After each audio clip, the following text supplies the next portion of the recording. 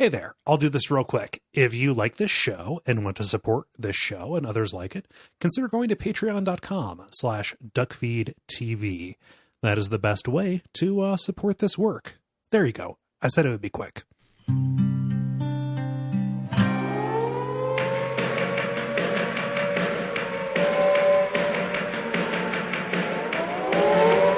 Welcome to Radio Free Midworld, a podcast about the Dark Tower series of books by Stephen King. My name is Cole Ross, and today I am joined once again by Autumn Greer. Hey, Autumn. Hey, Cole. How are you doing? I'm doing just fine. How are you? I'm fantastic. I'm looking forward to talking about this section. Yeah. It's really kind of split in half between like good action and this baby stuff. It's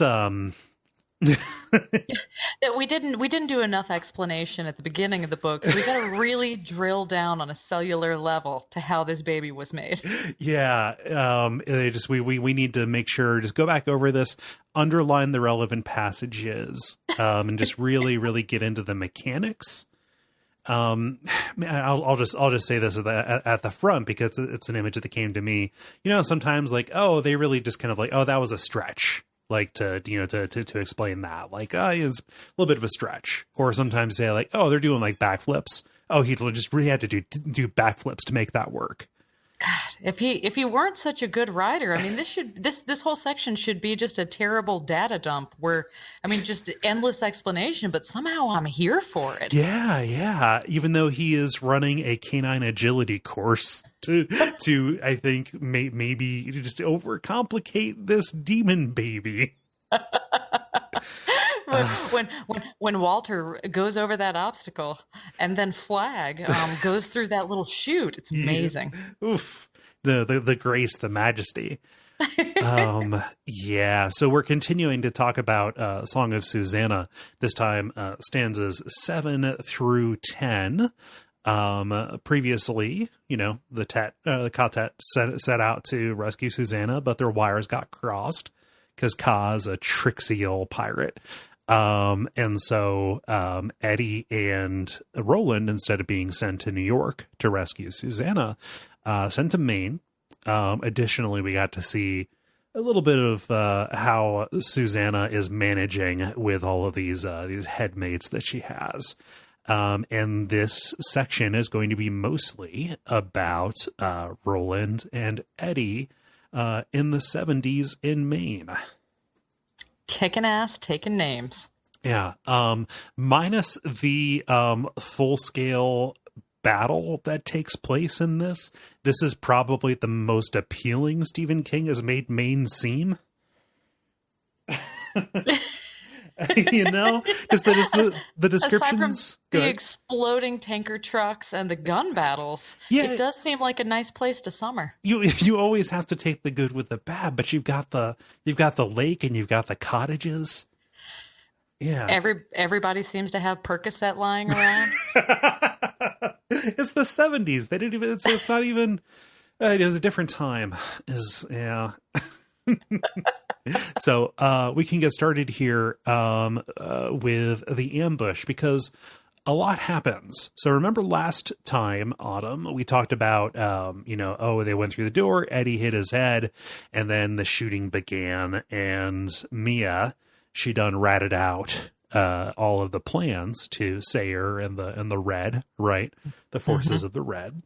And so, this is the ambush. Jack Andolini, old double ugly. Last we saw him, he was being eaten on the Western Shore, but this is 10 years before that.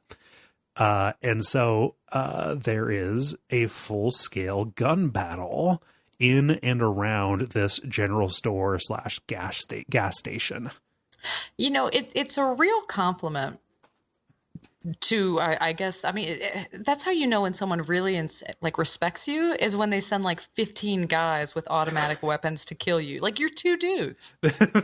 Yeah, you got to be sure. I don't think they had time in the moment to feel grateful or to feel flattered. Eddie says like, "Oh, this is way more people than Balazar ever had access to. He must have like just put out a dragnet essentially Mm-hmm. Anybody with a gun that they could get. And even then, the only two people they managed to kill are these poor unfortunate women. Just trying to buy some milk and bread. Yeah, no, they didn't expect to get plugged in the chest and then get the top of their head shot off. And then do a couple of lazy pirouettes before they hit the floor. This was kind of a near thing though. When they go through the door, like it's just instinct alone that has Roland ready to go with his gun. Yeah. He immediately, so the only thing that tipped him off was the flash of a scope, which, I don't know if I understand optics that well. I think means that the scope is pointed right at your eyes. Yeah. And Roland, not only does he have the instincts to fight for himself, he has to bring an incoherent Eddie whose face is covered in blood basically back to consciousness so he doesn't get capped.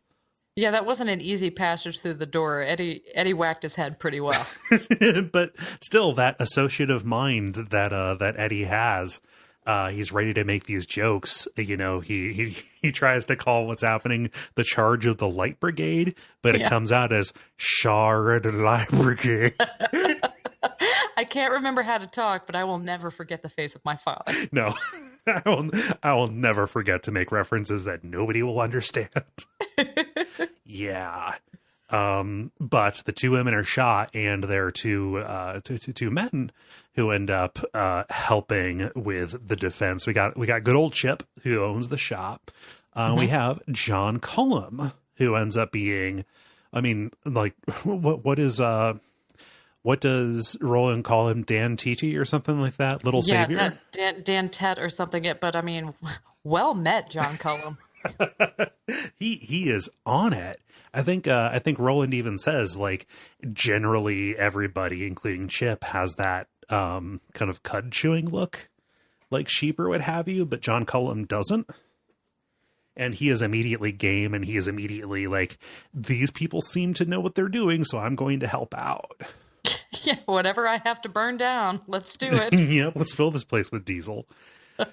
And this is just a big battle. I don't have the whole kind of choreography written down, but there's screaming back and forth. You hear Andolini, yell at more men, get around, all this kind of stuff as they head out back and start filling the building with gasoline.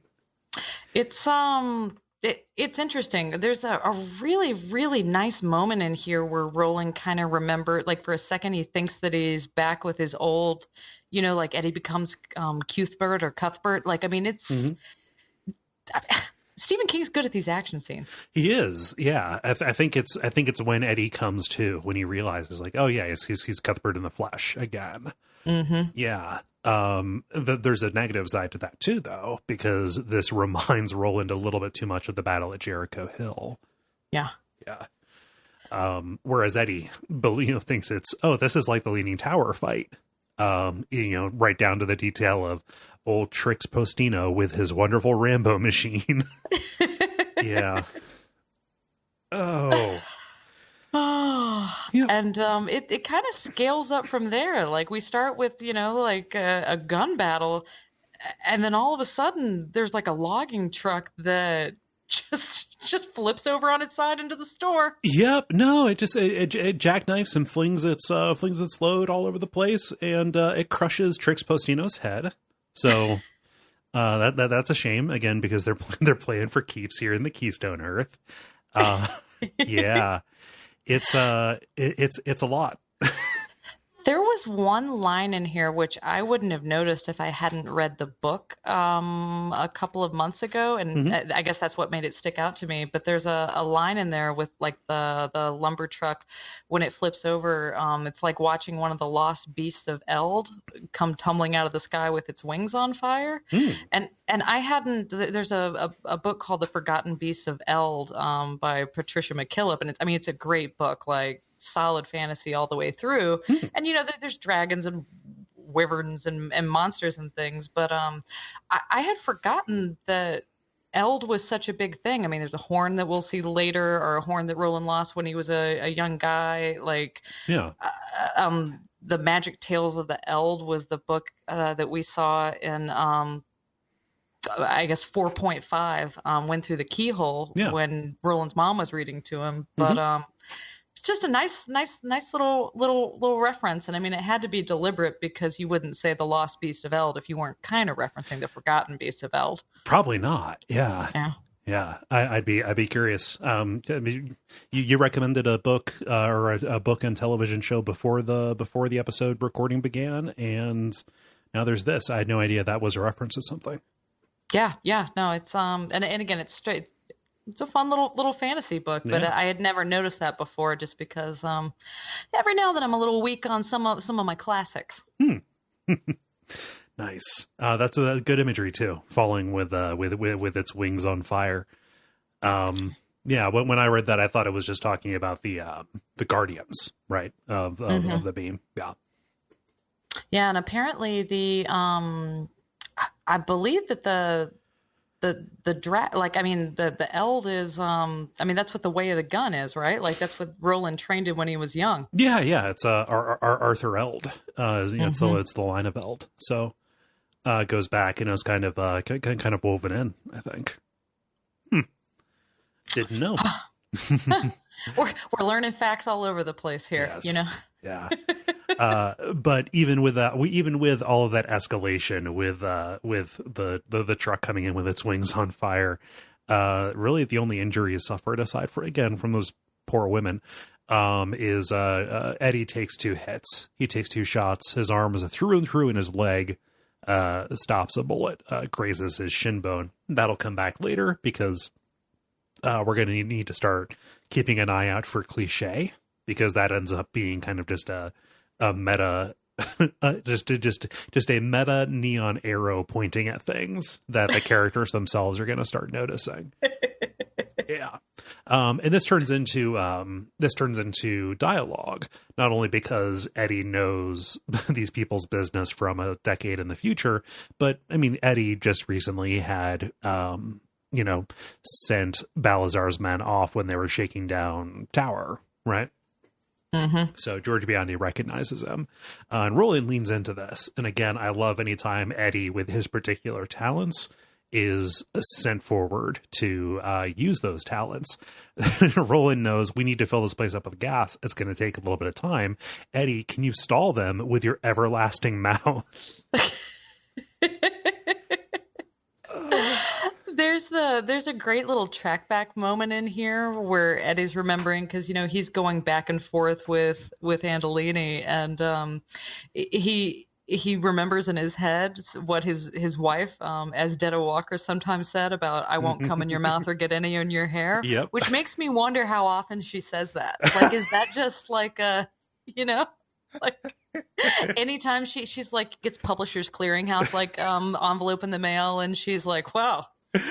How many occasions did she have to get skeptical in there? Yeah. That prize man is not going to come in your mouth or get any in your hair. If Eddie's remembering it while his wife is gone, it has to come up all the time. I think so. Yeah. For it to be endearing, like later on, he's, Eddie says, "Oh, I didn't go to Morehouse or No House." And Eddie even is calling people sugar and whatnot. So, I mean, to be put up with those, she had to have been saying that all the time. To which I have to say, Susannah, you nasty. Oh. Or Detta. Yes. Yeah, but we knew that. Yeah. So they light the store on fire, and this creates enough room for them to escape down to the lake with John. Chip is there to watch his world lay in ruin. But John Cullum, he lives across the lake, and he has he rides over on his little boat to get lunch and get groceries and what have you, again making this sound like the most wonderful existence possible. And Roland has an epiphany that Eddie has a little bit later, just about the way this particular when and where feels to them. And we should talk about this notion, and I want to hear your opinion on it. but they have come into Keystone Earth. They've been here before. Any reality where they see the rose, or where the vacant lot has the rose, is Keystone Earth, where time flows only in one direction. You can hop into it at certain points, but you can never go back and redo things. This is the one that is closest to the real tower, and everything here is for keeps. Roland even notices that they're on the path of the beam. Eddie, because of his particular, version of the touch, calls this Keystone Earth, and that is the preferred terminology going forward. This is one of those things that I just kind of accept and don't think too hard about. Yeah. Like the last time I understood how time worked in this universe was back in book 3 when Roland got out that charred stick and drew on the ground to show how his mind was split around, Jake being dead and alive at the same time. Like that was the last time anything made sense to me when it comes to the flow of time. It seems like a little bit of a Hail Mary pass, because one of the problems in a story that has multiple, that incorporates multiple realities is, well, if you can just jump to any other reality, does this do any of them matter? Right?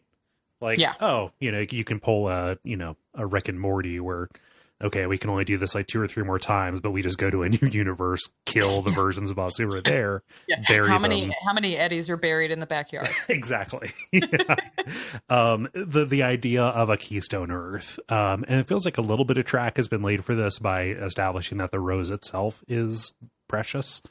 But even still, this does seem like a Hail Mary to reintroduce stakes to, a story where there are other worlds than these. Mm-hmm. Yeah. Sorry, my cat thinks it's snack time, but it's not snack time. Isn't it though? Isn't it always snack time? Yeah. And maybe in this key world it's not snack time, but certainly there's a world where it's snack time. Yeah, yeah. Any world where I'm standing in the kitchen, it's snack time. So yeah. Again, whoa. Yeah. No. Yeah. Now. So I don't know if I'm going to keep that in. She is now hunting a bottle cap that is on the floor. Those epiphanies aside, they finally introduce themselves, Roland and Eddie, to John Cullum again. Solid bro, Mr. Cullum. He's a caretaker, and he's got this cottage, and he wears a flannel shirt even though it's summertime. Mm-hmm. My favorite moment when they go into the cottage is there's a framed certificate of thanks from the East Stoneham Volunteer Fire Department, and he's probably not getting another one after that diesel fire, huh? Probably not. No, I think maybe he burned through all of his favors. Maybe. Yeah. Like the volunteer fire department is going to roll up and be like, John, we need that certificate back. You burned down a gas station. You've disgraced the certificate, John. Yeah, they tear it up in front of him. Hand over your badge and hose. Yeah. Yeah. But Roland's nervous because they're out on the water. They're exposed. Basically every bit of exposure is more danger. By kind of taking them in, John Cullum has exposed himself to more danger. And Eddie, while they're talking, has this vision of Susannah and the Dogan. Where she tries to reach out and talk to him. There's going to be a little bit of that crosstalk between the two people in the two worlds and times and whatnot. And then John asks, "Hey, are you walk-ins?" Which has got to just be a mind blower. Like, what? Oh, okay. So I know that we're strange because we are not from.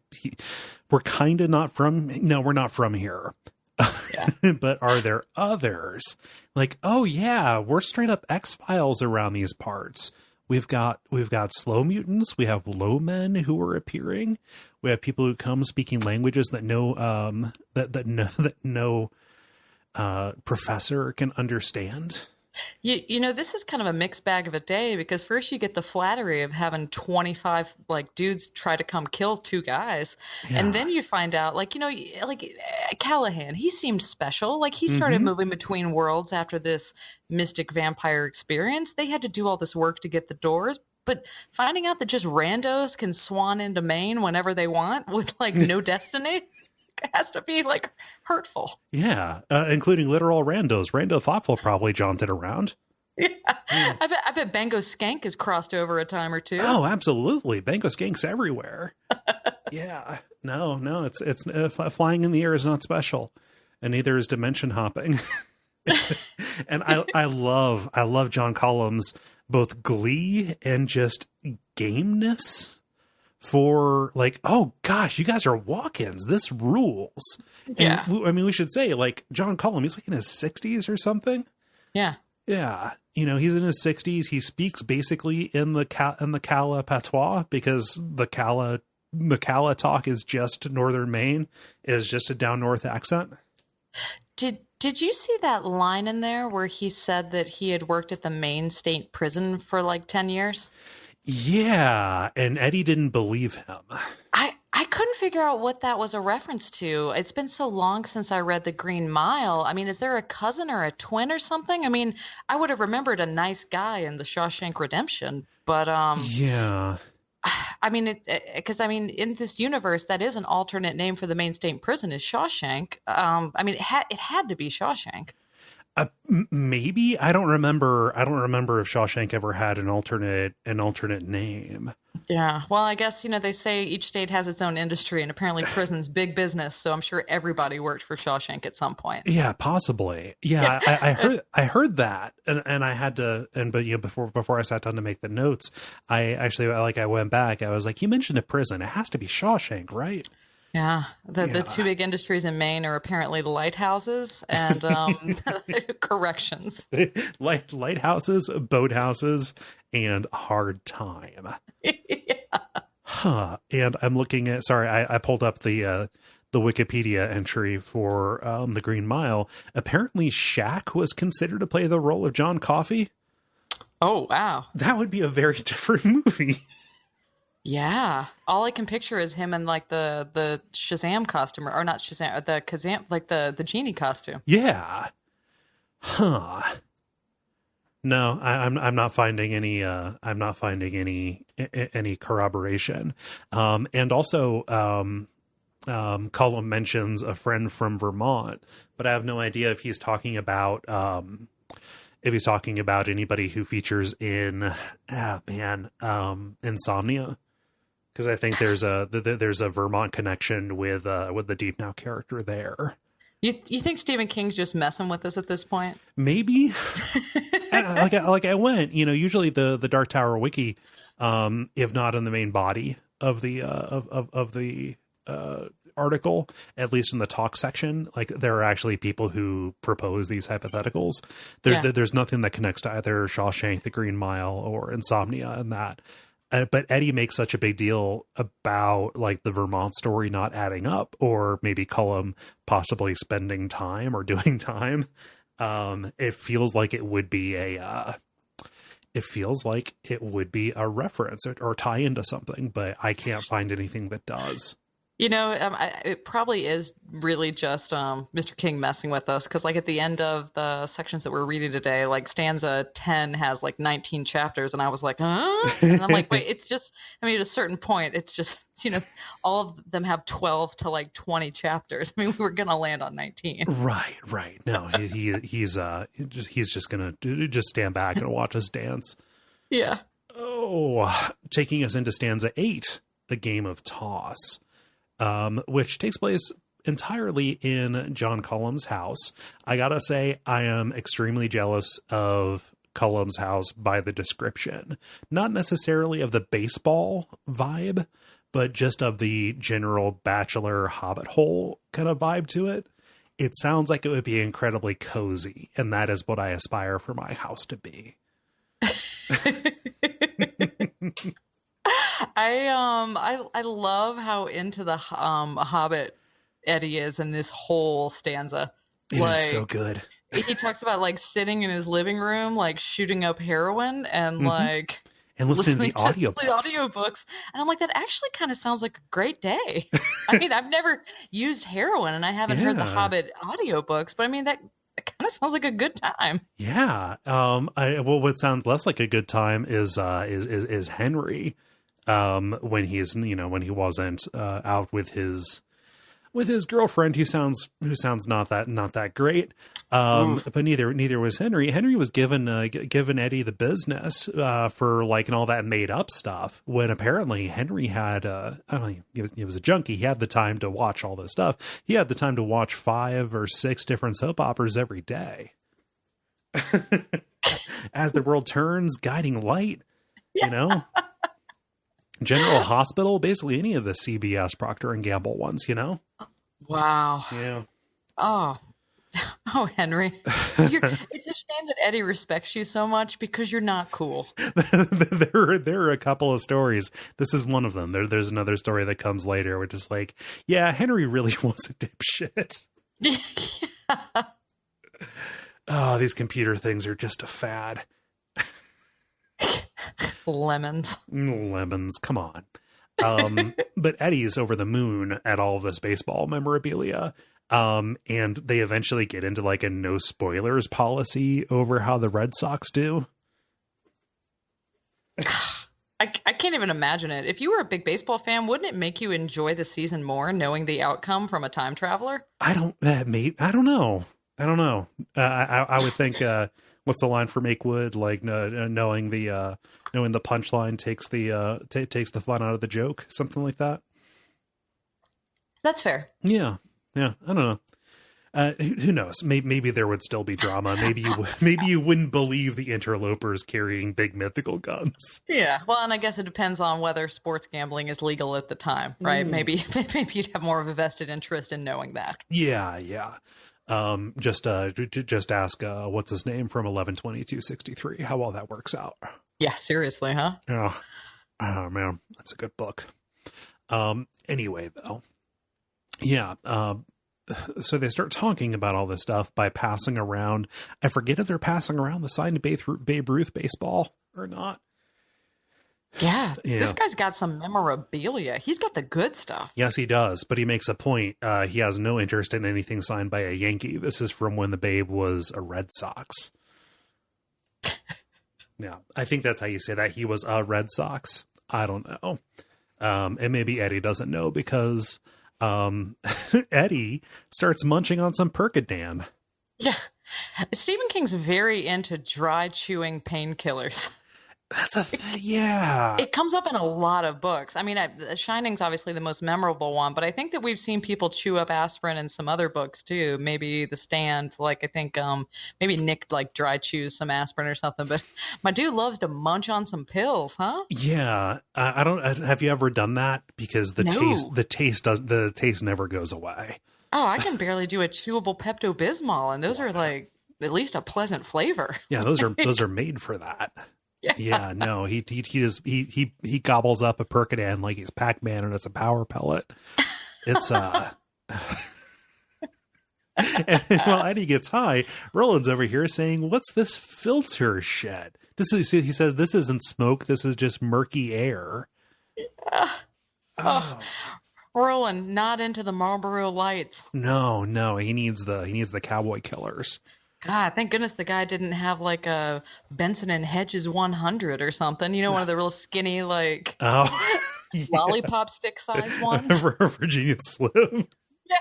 You're like, are you kidding me? I'm sorry, you'll have to use the guest cigarette holder. Yes. Mr. Thompson. Yes. So. It is a charming little scene though, like they like rip the filter off for him, and then Roland's like, now I see what. Yeah. Okay, this is working. Yeah, he goes to put the non-filtered end into his mouth, thinking that's the business end. Yeah, just funny. But they start passing this ball back and forth, and I mean, this is really just again more place setting than anything. It's just to establish that it wasn't just Callahan's read on the situation. That Tower was definitely running around basically saying, "Come kill me." God. Yeah. Even without having like seen him yet, like we haven't seen him, I already want to punch him in the face. It's just the only thing like what came to mind for me is that Calvin Tower, and we've known this, but it's really hammered home here. Calvin Tower is, in the classic sense, a real piece of work.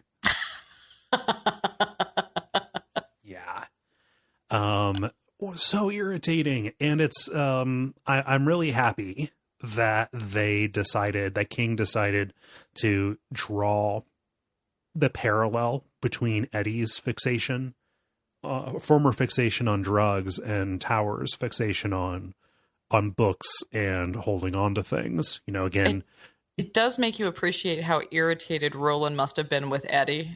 Roland clearly calls it out. He's like, yeah, you remember when you were a junkie and we were on the beach? Welcome to the club. If I could have not killed you, then you need to not kill Calvin, please. Yeah. Data chalk, data chum, Eddie. This is how it is. Sometimes it be like that on this bitch of a midworld. Oh, data chalk, data chun. Please, Eddie, don't draw your gun. Yeah. So Calvin's back on his shit. Even more so than we know. And before they decide to break and go meet up with Calvin and Aaron and tell him to not be on his shit, Eddie asks John about Stephen King. And Stephen King is real in this world. He lives a couple of towns over, and the walk-ins started around the time that King moved in. And in fact, the activity seems to be centered on where he lives, on Turtleback Lane. You know, That's what happens when a celebrity moves into the area. Is all of a sudden people start coming into town. This is just the paparazzi, it's the midworld paparazzi trying to get a shot of the big spider cast iron gate. You know, yep, just rolling in with their flashing little what does Mia call them, like soul boxes.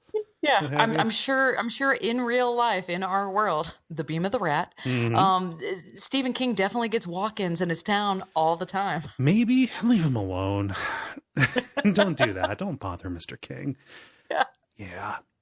He's one of our nation's treasures, like Brandon Sanderson, like these prolific writers. They're national treasures, and we need to protect them. Yeah, they're a resource. I hope Cate Blanchett drives really carefully and always has security. She's a treasure, and we need to protect her. That's the thing. Cate Blanchett and Stephen King cannot be on the same plane together. Exactly. Keep Tilda Swinton out of there too. Yep.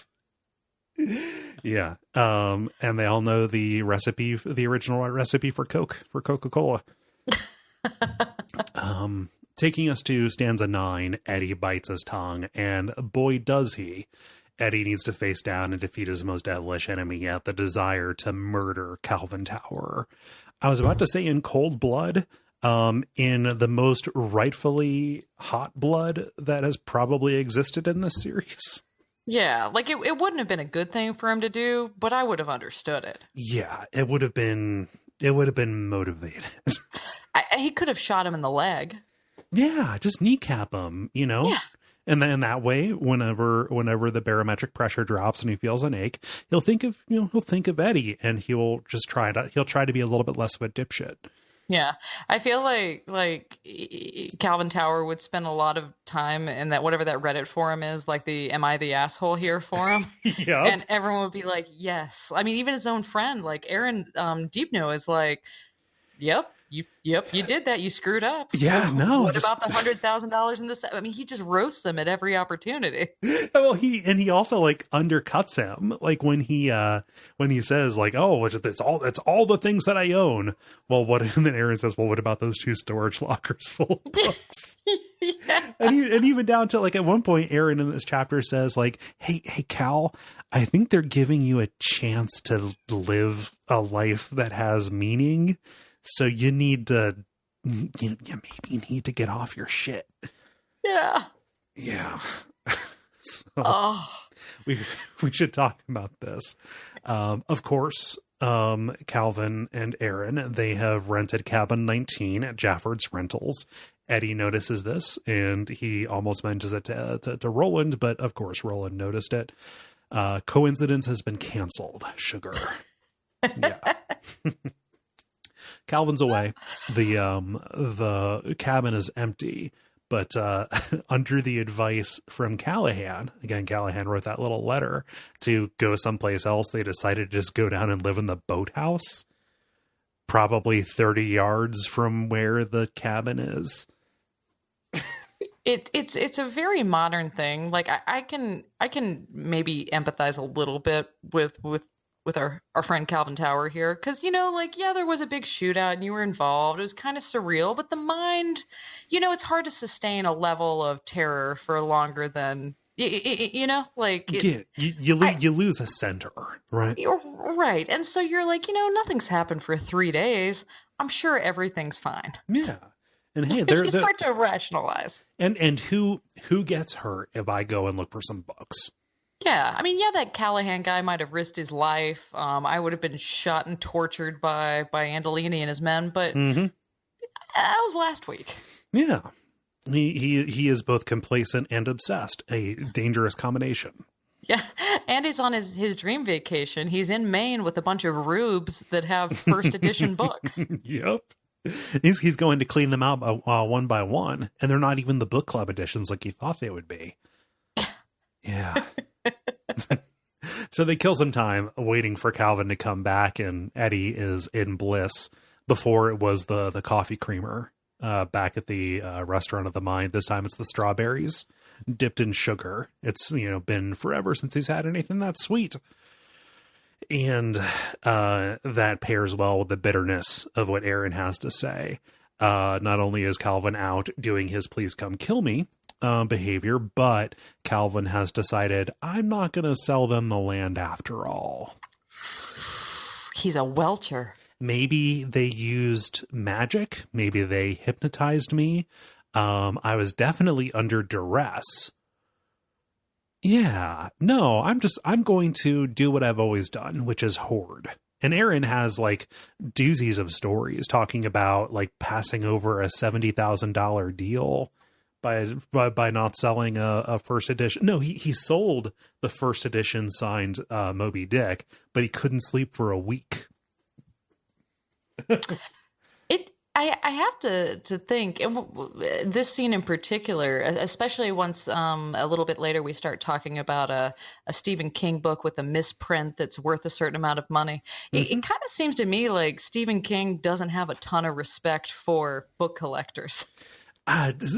Given that he made the only book collector in all of his body of work, he made that character a dipshit like this. Yeah, probably. I mean, reading between the lines, Stephen King would probably much more appreciate that I have like 2 shitty beaten up paperbacks of The Stand plus the Kindle edition plus some random EPUB with bad formatting. Right. Like, it seems like he would respect that more than me like rolling up to sign up. Like, he'd probably rather sign your grocery store like 1990s version than, look, I bought a first edition on eBay. Would you sign it, sir, to increase the value? Yeah. Like, it seems like he would think I was a joke. For sure. Judging the man from afar, or at least basing my opinion on things that I've seen, doesn't seem to necessarily appreciate, let's say, for lack of a better word, pretension like that. Books meant to be read, books meant to be shared. Yeah. Doesn't seem as highfalutin as a $900 copy of his second book. He addresses constant reader, not constant hoarder. Yep, exactly. Crack those spines. I don't think Calvin has even read Salem's Lot based on the conversation either. He's a fake fan. Right. He never talks about the plot or any of the.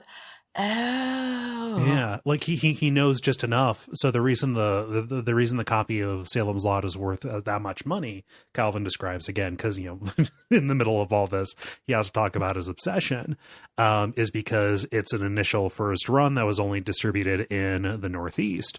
Additionally, the name of the town priest is incorrect on the inside. He says like, oh, it's the name of the town doctor, not actually the town priest. So I think that he only knows that it's wrong. He doesn't know that he received a very scathing letter from a character in a book that he sells. Oh, yeah. Wow. Yeah. Oh, you're blowing my mind right now. And he should have recognized Callahan if he owns the book. It's a weird priest with the same like cross carved on his forehead that happened in a book. Interesting. Yeah. And and when he talks about it, he's saying like, yeah, it's, it might be worth more. There's an element of speculation because at this point, King is about 30 years old. He's only put out 2 books, one of which was made into a movie by the time the story takes place. I'm going to hold on to this because who knows, he may become big someday, and this might be, it might triple in value. Mm-hmm. Yeah. So he's a speculator. Oh, yeah. I can't believe he hasn't read the books. That didn't even occur to me. Like I couldn't not read the books. So it didn't even occur to me. I can spot a fake fan. I know you. No, I'm not going to gatekeep. Oh, wow. Calvin has bigger concerns. Now I'm more mad at Calvin. I hope Eddie shoots him. I know he doesn't, but I hope he shoots him. Salem's Lot's a good book. Eddie goes to such great lengths. Like even before Calvin gets there, like he's biting onto the sides of his tongue, like blood is pooling in his mouth. He's digging his fingernails into his palm because a junkie knows a junkie. Eddie missed a key phase of gunslinger training that Roland got when he was younger. Like Eddie hasn't had to learn patience. Everything's just been happening. Like he didn't come up with court. Like no, probably having to sit holding buckets out straight with like both arms for like a day. Like mm-hmm. It's been all thriller, no filler in Eddie's gunslinger experience. Oh, geez. Yeah. So Eddie has to sit here and take this. And like Calvin's attitude toward the land makes a little bit of sense. As much as I am dragging Calvin, for his, fucked up priorities, valuing these books over everything else, you can kind of see like there's a little bit of like a familial curse. Because, his entire line, the Tauren line, has been the custodians, of this land to sit on it and watch it and treasure it and covet it against the forces who might seek to do wrong. Like you can see that he is like transferring or projecting his coveting of the land onto the books themselves. You got to stop playing with my emotions like this. First, I realized what a bigger piece of shit he was than I thought with the not reading the books. And now I'm like, but this burden was passed on to him. It was a hereditary burden. It's a familial curse. And now I'm like, oh, poor guy. Ooh, a reason's not a justification, and a justification is not an excuse. Okay, we're back to neutral. There we go. Thank you. Hello, comfort zone. Yeah. So Calvin gets there and he's like, oh, I hope somebody's fire insurance is all paid up. Ha ha ha. And Eddie just opens up, and Roland doesn't stop him, and Aaron doesn't stop him. And like Eddie, like he gets into this fire and brimstone mode saying, hey, you're sitting down for a bitter meal. That he makes a couple of little allusions like that, like the what poem is that? Where the guy's eating his heart and he likes it because it's bitter, but because it's his own. It's some poem that Stephen King has quoted before. But there's another line where he's like, "You and Jack are just a couple of ragged cockroaches scuttling across the floor of the universe," which has to be a love song of J. Alfred Proof, like Ragged Claws. Yeah. I mean, Stephen King has cracked open and read the books. Yes. Yeah. I didn't catch the bitter meal reference, but I want to go look that up now. And I did notice the scuttling across the floor. Mm-hmm. Yeah. Regardless though, like Eddie, he lays out, a very harsh portrait of Calvin Towers' behavior, saying, how can you go back on this? Don't you understand what's going on? And finally, Roland says, you got that? All right, you're have you worked this all out, Eddie? And steps in and says, all right, we need to get to brass tacks. And they start talking business. Specifically, Calvin knows Roland's father's name. He knows Roland's grandfather's name. He even knows, he doesn't know that Roland's grandfather had red hair, but he seems to know that Roland's grandfather went to Garland to slay a dragon, but the dragon was already felled by the time he got there, and the land was ruled by a king who was killed by through treachery. And that's something that we all know as Radio Free Midworld listeners. We know exactly what book they're talking about there. Eyes of the Dragon. No mysteries. I just love that. I love that they worked it back in. Yeah. I'm a fan and I love to be serviced. I'm here. You know my number, Steve. You know it. Yeah. But yeah, and then they start talking in the high speech, what has to be the high speech, what is described as, you know, a distant cousin of English. And they say, all right, we're going to go out back and we're going to work out a deal. And by the time Tower comes back in, he's agreed to sell. So, nailed it. So it's a little bit good cop and dimensional interloper. And Aaron in the background saying, "Shut up, Calvin." Listen to the guy. This is your intervention. Yeah. Boom. Roasted. Yeah. We're going to trap him. Bust it. Yeah. So Aaron starts drawing up the contract. I just love this little detail. It's on a little notepad with the picture of a beaver on each page saying damn important things to do. 70s Maine rules. Somebody's got one of those weird yarn owls on the wall, I'm sure. I was going to mention macrame owls on them. You were not. I was going to say how much macrame owl is going on in this room. It's a rental cottage. It's cheap decoration. Yeah. Yeah. 70s. But the deal is done. And they tie up a couple of other loose ends. Remember, in Callahan's tale, he was rescued by people who match the descriptions of, you know, Deep Now and Tower. They confirmed this by mentioning this Yiddish saying that Callahan had heard. And like, okay, yeah, so you need to be at this place at this time and be ready to shoot a gun if you can. Mm-hmm. And at least it is good news because at this point, Aaron he's just recovering from his cancer diagnosis or something like that. He expects not to live, and like, hey, you got some miles on those tires. You're good. Yeah, I have it on pretty good authority. You're gonna live about at least 5 more years, bro. Yes, and I do not want to accept an 8-year Percocet, please. Yeah, that was very, very responsible of Eddie. Like, I mean, it was a perfect Drake meme. Like, you know, he's got the no hand for Percocets, and then, like, you know, the guy holds out some Aston, I assume, to be followed by a Tudor fish sandwich.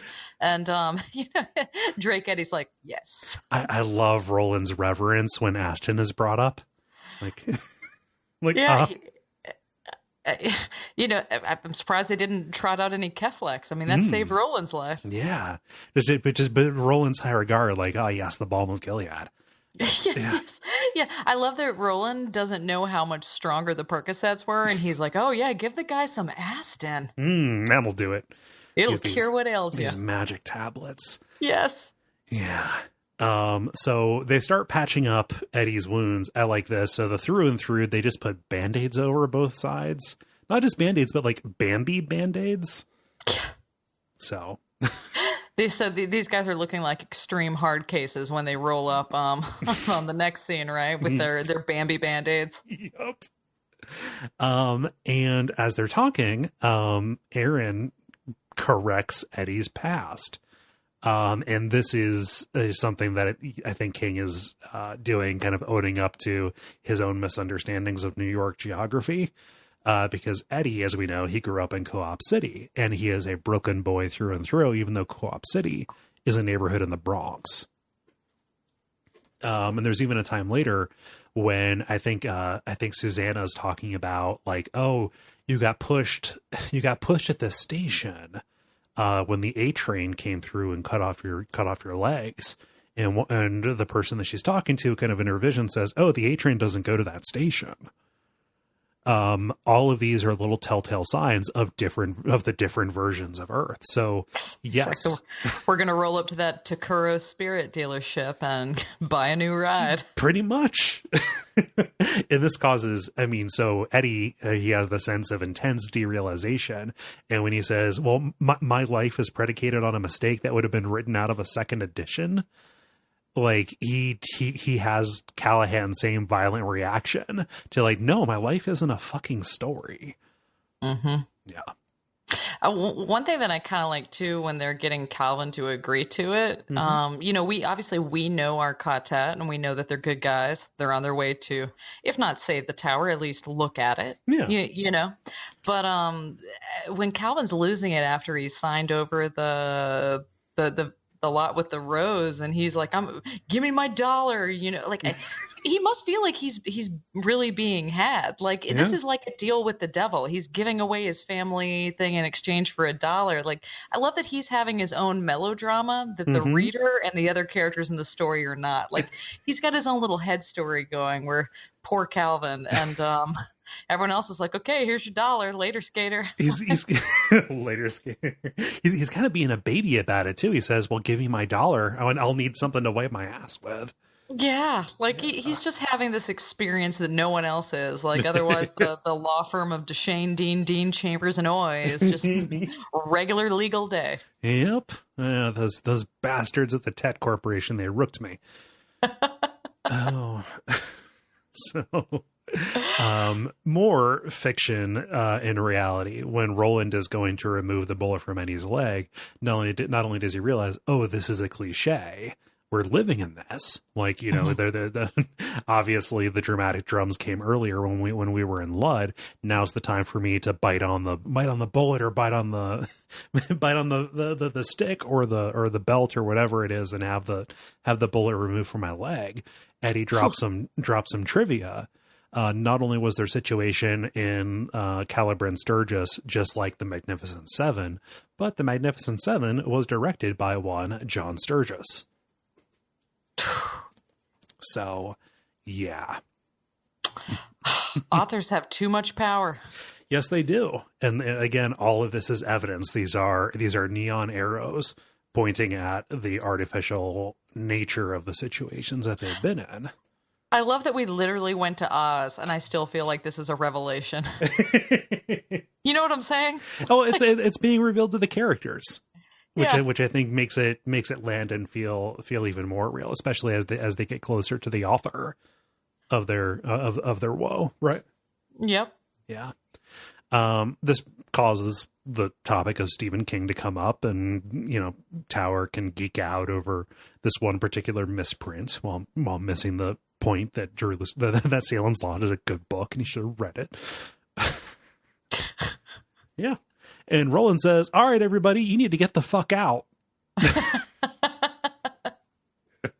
And even though Calvin bristles, Eddie decides to give him a tip saying like, hey, this company doesn't exist right now, but if you ever hear about Microsoft, buy up as much stock as you can.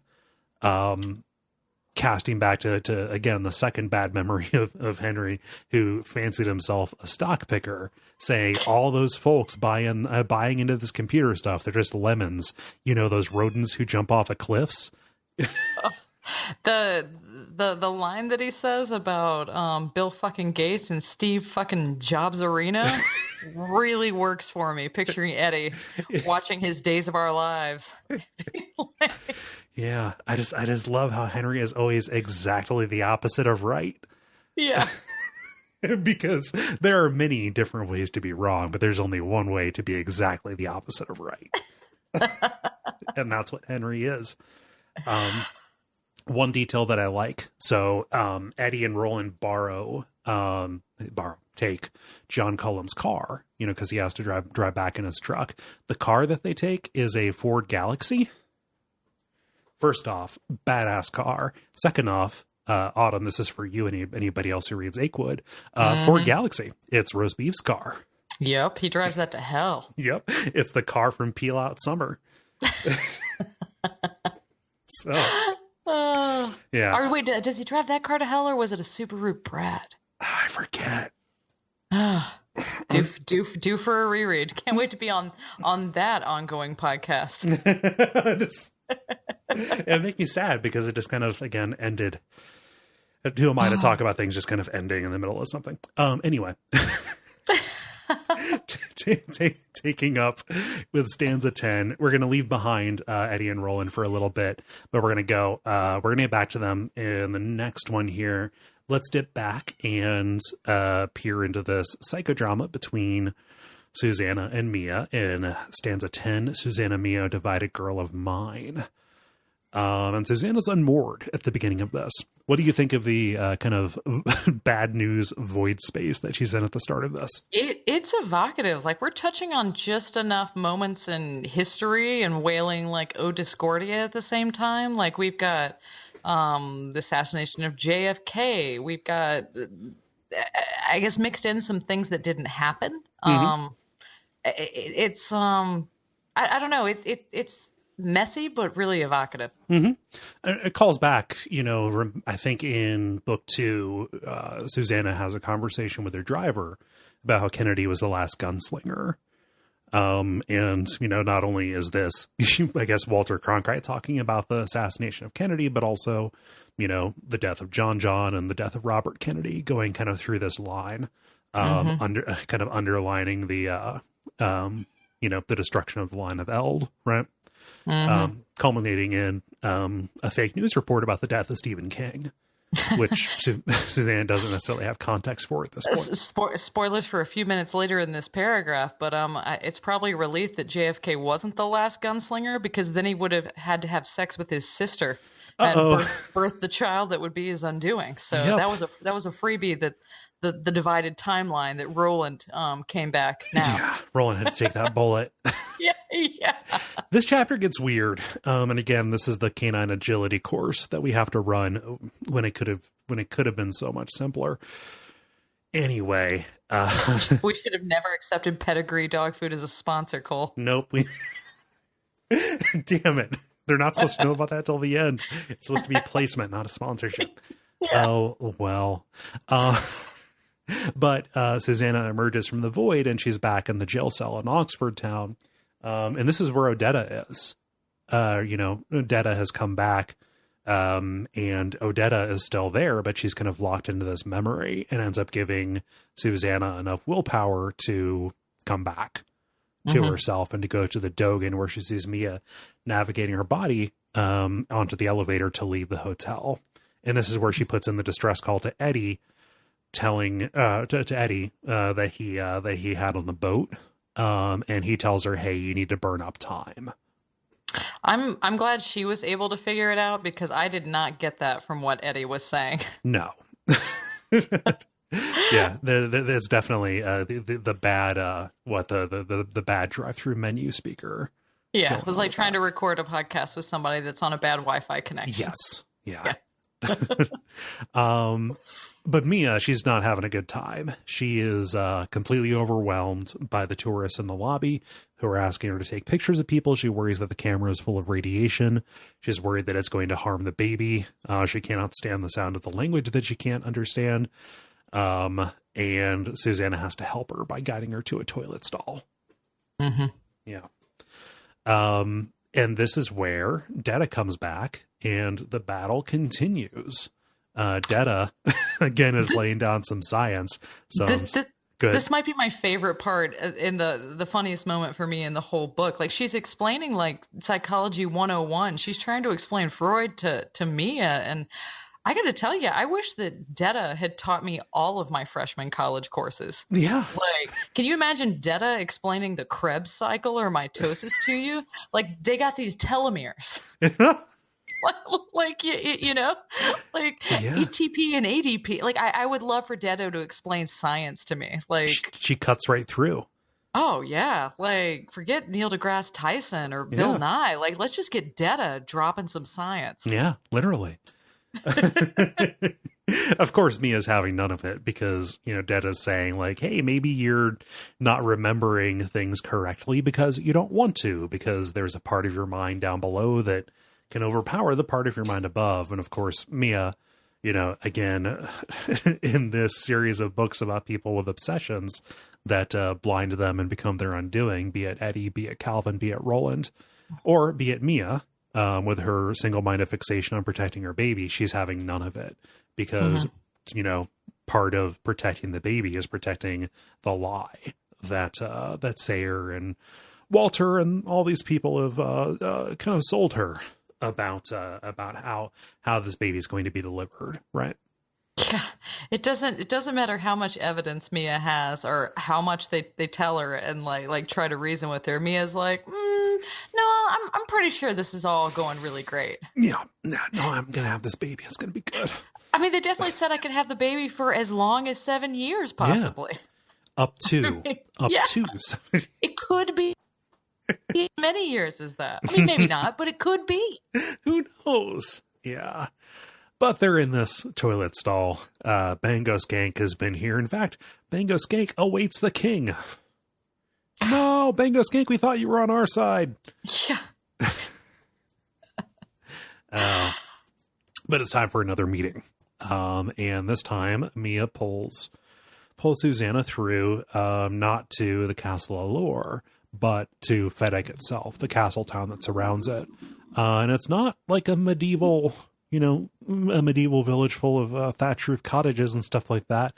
No, it's like a Western kind of deal. Yeah, it seems like exactly what HBO's Westworld season 5 is going to be. Yes. You know, everything's just all mixed up. We're in Future World. We're in Westworld. Like we got Humies, we got Cybes. You can't tell the difference. Yeah. There's a little Andy caught in a loop down on the corner advertising girls, be they Humi or be they Cybe. You do not know the difference.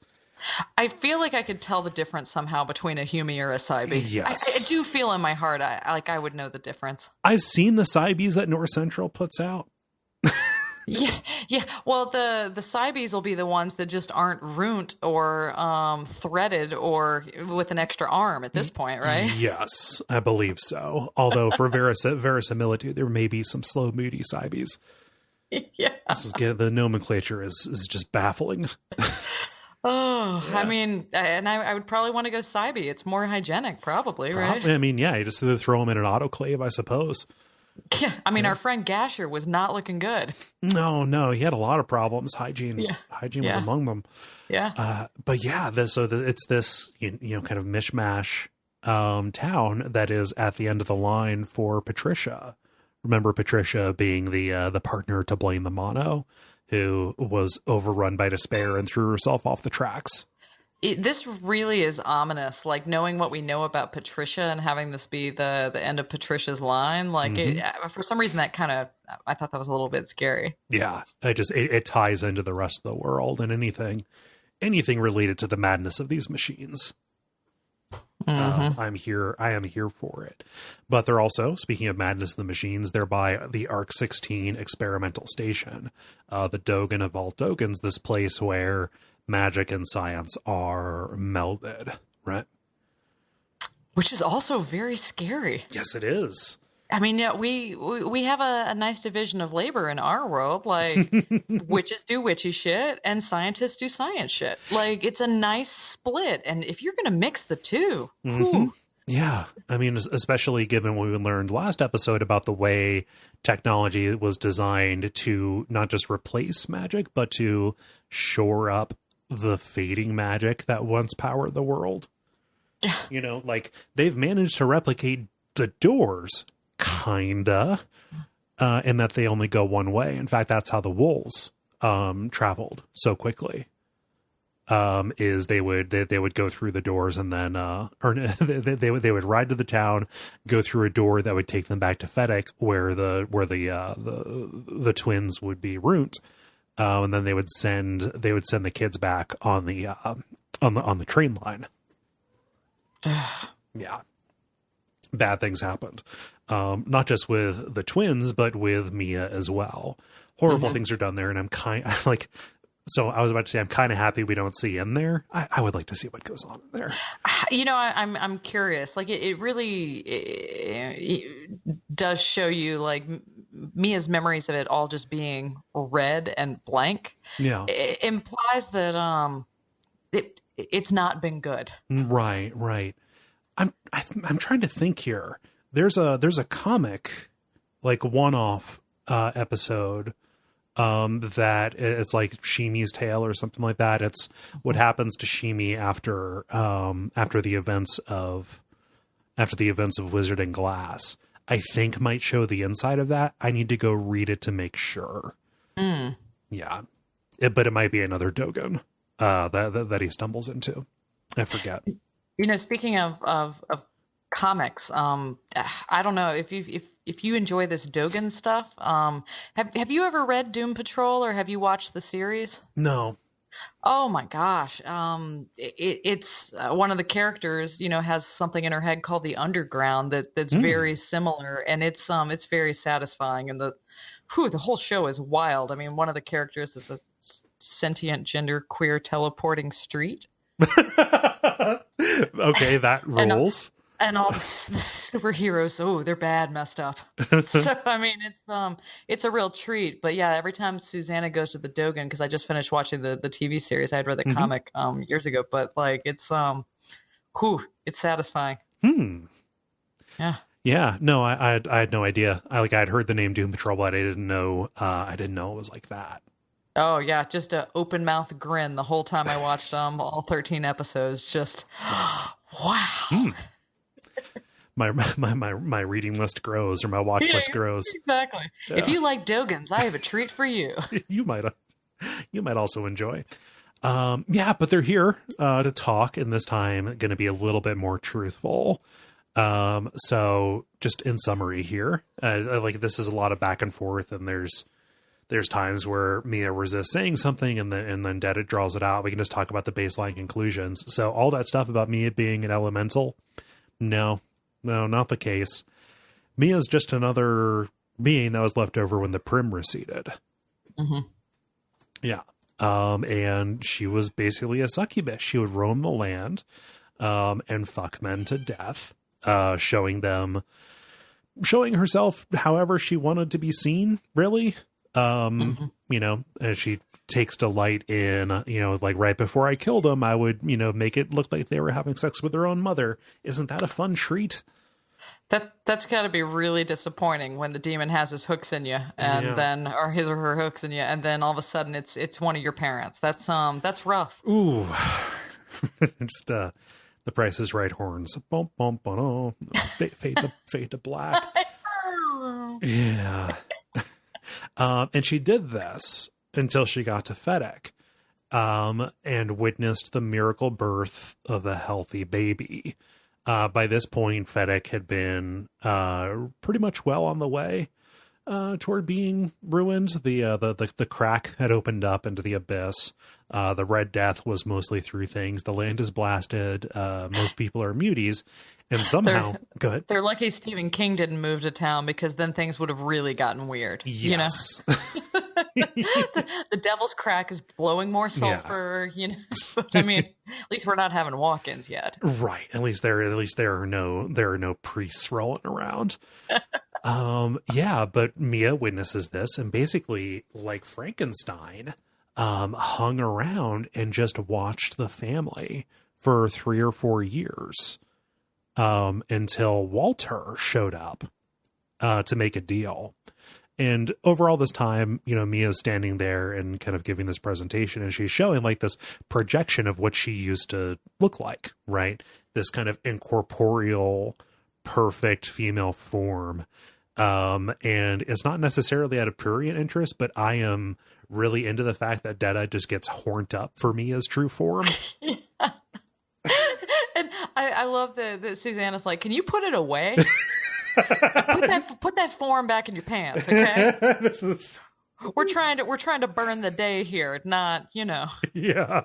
It just it comes up a couple of times that like Detta would have been crazy into this. Like, okay, yeah, cool. All right, again. I love that buddy show about Detta and Mia just rolling around town, like boning people to death, and just having a great time, like the original Odd Couple, Mia and Detta.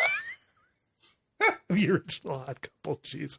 And Mia and Detta don't get along at all, so it works. Yeah.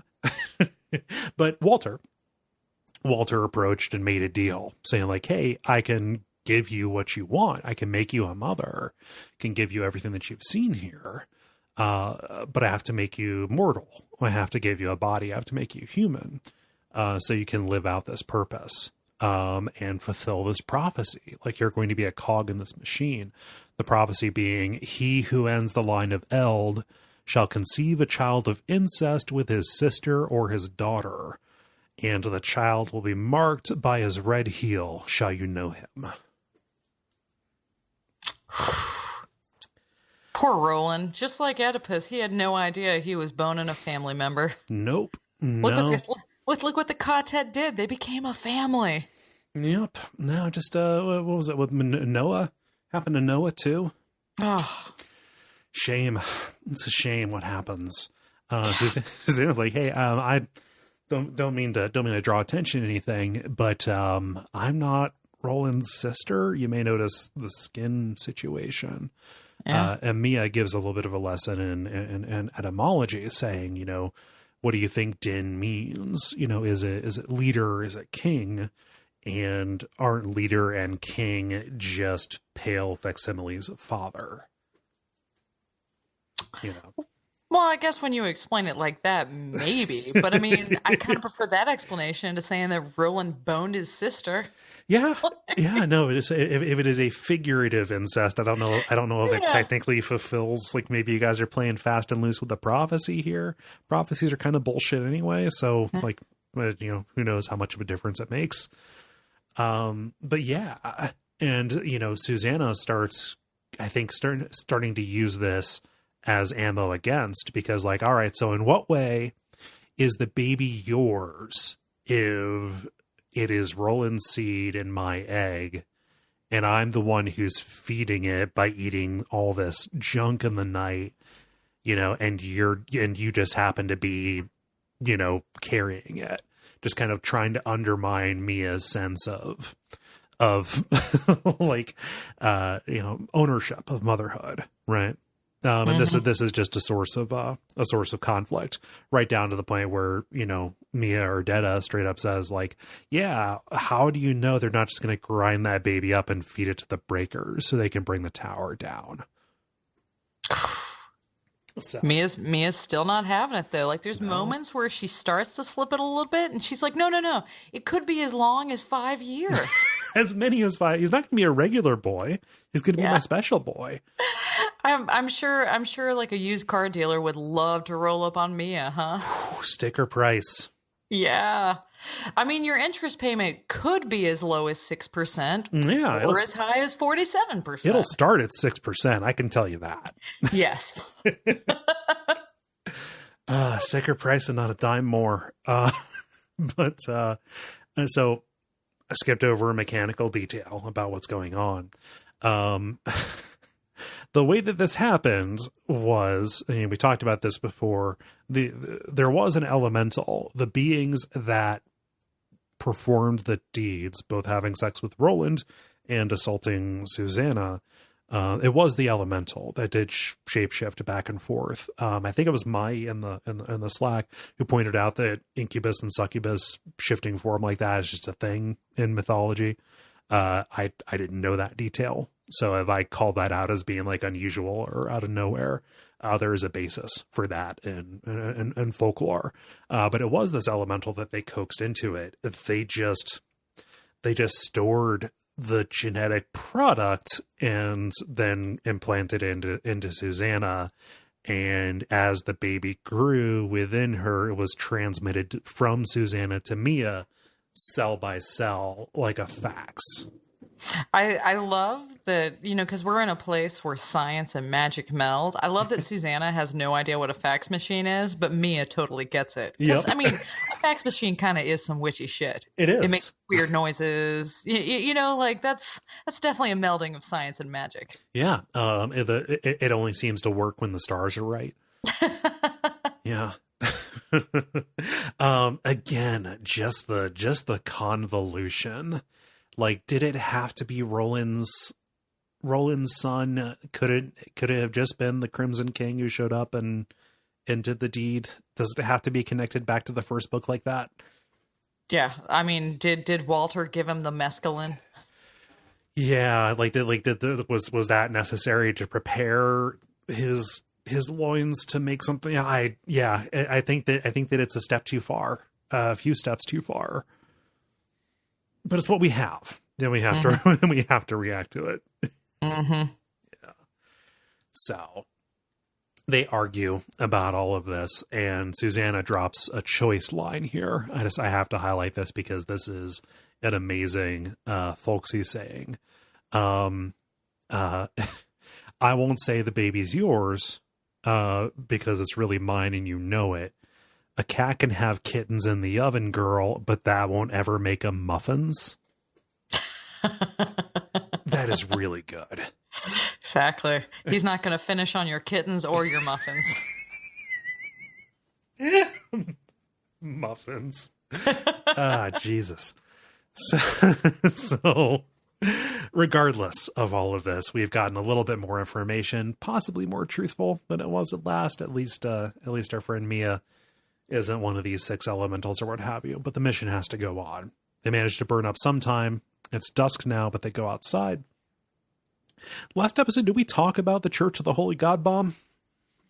I don't believe that we did, no. Yeah, so there's the street preacher who kind of factors in a little bit, at least with one of the main characters of regarding the tech corporation. So Reverend Harrigan is somebody who is a street corner preacher who looks exactly like Henchick. Susannah, sees him and kind of wigs out about this, preaching about the Church of the Holy God bomb. Basically saying, like, one day God's going to drop a bomb and it's going to clear everything and we will be able to live paradise on earth. And that is presented as a good thing. I just want to put the end times off as long as I can. Yeah. It's just, I still don't get why speed them up. Like, I don't know. I'm really looking forward to seeing some upcoming movies. And, I've pre-ordered some digital books on my Amazon for my Kindle. Like, there's some good games coming out later this year. I'd really like to play The Sinking City if I can, please. Can we not imminentize the Eschaton? Exactly. Slow it down. Yeah. Don't break the seals. But Susannah sends out her little distress call to him, saying like, okay, he's a twinner. Maybe he knows what's up. And Harrigan hears the call and leaves it be. He says like, oh, is this you, God, talking to me? And he falls into prayer. Thanks. And that is where we end, with Harrigan doing nothing at all to help the situation as Mia pilots Susannah's body down to the Dixie Pig. This is a great section. Yeah. It's, there's quite a bit here.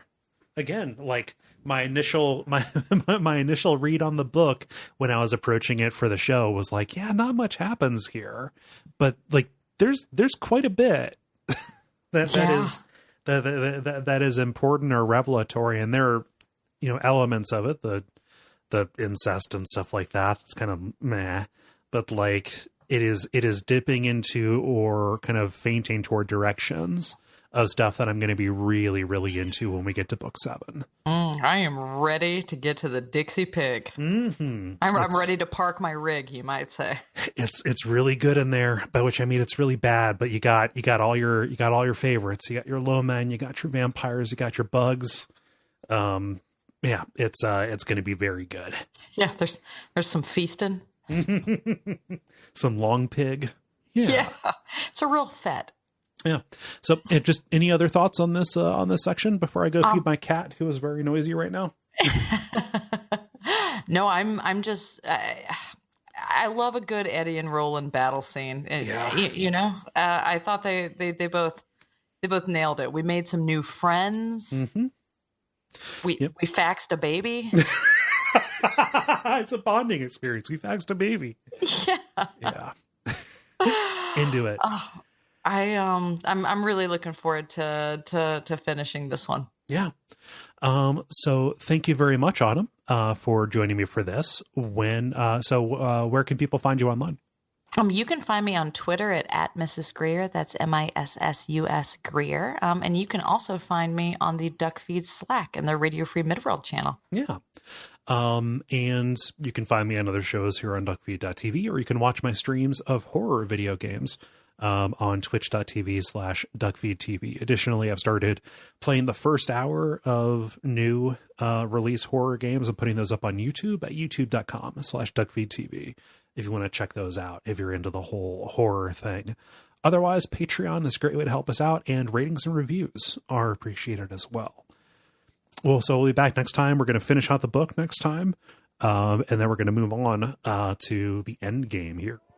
So we will see you then. And until then, long days and pleasant nights.